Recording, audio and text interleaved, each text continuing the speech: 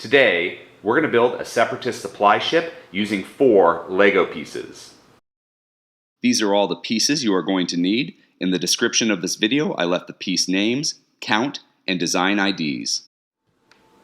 We're going to want a 4L bar, and you're going to want this length of bar because otherwise your main body here is going to be too short. And what we're going to do is we're going to have this 2x2 dome piece, and we're going to fit our 4L bar into that center hole, but we're not going to put it in all the way. If we put it in all the way, this is going to be too short. What we want to do is just put it just a little bit in so that it makes a secure fit, but and it's not going to fall off, but you still have plenty of space on this 4L bar. We're going to do that same thing with the other dome piece we have here. We're just going to put in a little bit, and now we've got enough of this middle section here to really show the body of our Separatist supply ship. And then to create the command center on top, or the bridge, we're going to get a 1x1 tile clip and just put that tile clip right in the center of our 4L bar sticking up. And here we've got a Separatist supply ship.